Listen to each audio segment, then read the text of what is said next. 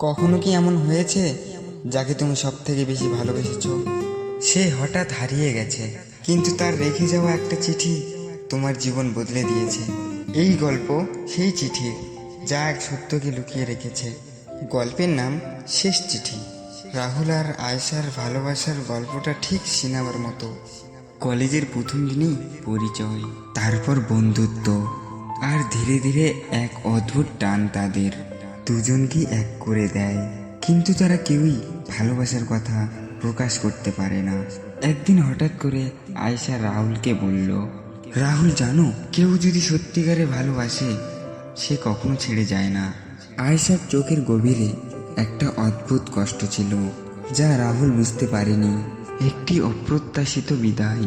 একদিন হঠাৎ আয়েশা কলেজে আসা বন্ধ করে দেয়। রাহুল বারবার খোঁজ নেয়, কিন্তু কোনো খবর পায় না। অবশেষে সে আয়েশার বাড়িতে যায় আর জানতে পারল এক ভয়ঙ্কর সত্যি। কি সেই সত্যি জানতে চাইলে চ্যানেলটাকে সাবস্ক্রাইব করে লাইক করে দিন।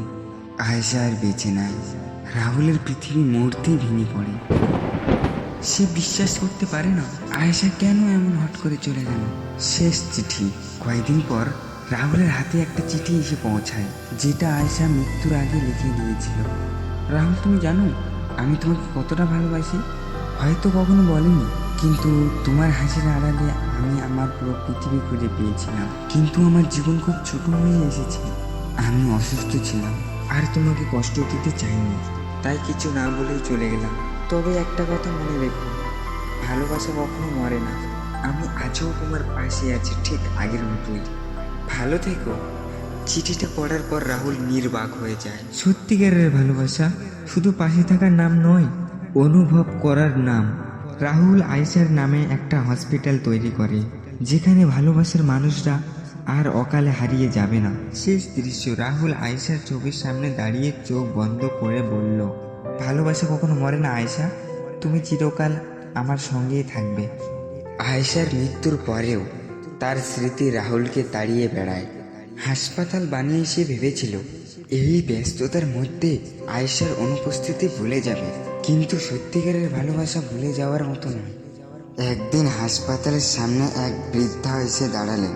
তার চোখে একরাশ কৃতজ্ঞতা, হাতে এক চিঠি। বাবা, আমি জানি না তুমি কে, কিন্তু তুমি আমার মেয়েকে বাঁচিয়ে দিয়েছো। এই হাসপাতাল না থাকলে আজ ওর অস্ত্রোপচার সম্ভব হতো না। তোমাকে আমি আশীর্বাদ করছি।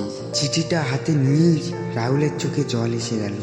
এই হাসপাতাল চালাতে গিয়েই রাহুল বুঝতে পারবে শুধু একটা হাসপাতাল বানিয়েই যথেষ্ট নয়, আরও অনেক কিছু করার দরকার। হঠাৎ একদিন তার মেইলে একটা চিঠি আসলো, প্রিয় আয়েশা। রাহুল চমকে উঠল। চিঠি খুলে দেখে এটা আসলে আয়েশার বড় ভাই ইমরানের পাঠানো। চিঠির সঙ্গে একটা ভিডিও অ্যাটাচ করা।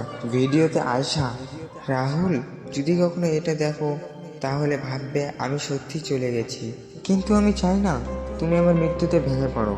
আমি জানি তুমি এটা পারবে, কারণ তুমি আমার রাহুল। আমি তোমার ভালোবাসা অনুভব করছি, যদিও আমরা কেউ তা মুখে বলেনি। কিন্তু ভালোবাসা প্রকাশ করার জন্য শব্দ দরকার হয় না, অনুভব যথেষ্ট। ভিডিওটা শেষ হওয়ার আগেই রাহুল কান্নায় ভেঙে পড়ে। রাহুল ঠিক করে শুধু হাসপাতাল বানিয়েই নয়, সে এমন কিছু করবে যাতে মানুষের জীবন বদলে দেয়। সে আয়েশার নামে একটা লাইফ কেয়ার প্রজেক্ট শুরু করে, যেখানে গরিব ও সুবিধা বঞ্চিত মানুষদের জন্য চিকিৎসার ব্যবস্থা করা হবে। হাসপাতালের ছাদে দাঁড়িয়ে রাহুল আয়েশার তারা দেখছে। একটা তারা খুব উজ্জ্বল হয়ে ওঠে। সে ফুসফুস করে বলে, তুমি কথা রেখেছ আয়েশা, তুমি আজও আমার সঙ্গে আছো। একটা হালকা বাতাস বয়ে যায়, যেন আয়েশা তার প্রতি উত্তর দিল। ভালোবাসার গল্প যেখানে শেষ হয় না, বড় নতুন পথে এগিয়ে যায়। রাহুলের আয়েশা মেমোরিয়াল হাসপাতাল ও লাইফ কেয়ার প্রজেক্ট এখন অনেক মানুষের জীবন বদলে দেয়। রাহুলের আয়েশা মেমোরিয়াল হসপিটাল ও লাইফ প্রজেক্ট এখন অনেক মানুষের জীবন বদলে দিচ্ছে, কিন্তু তার নিজের জীবন প্রতিদিন সে মানুষের সাহায্য করে, আয়েশার স্মৃতিকে বাঁচিয়ে রাখে, কিন্তু তার নিজের হৃদয়ের শূন্যতা পূরণ হয় না। একদিন হাসপাতালে এক তরুণী আসে, নাম সায়রা। চোখে অদ্ভুত এক প্রশান্তি, কিন্তু মুখে বিষাদের ছাপ। সায়রা আসলে একজন সাংবাদিক। যে রাহুলের কথা শুনে তার হাসপাতাল নিয়ে একটা ডকুমেন্টারি বানাতে চায়। প্রথমে রাহুল তেমন আগ্রহী দেখায় না, কিন্তু সায়রার কিছু কথা তাকে নাড়া দেয়। সো গাইস, আজকের জন্য এতটুকুই।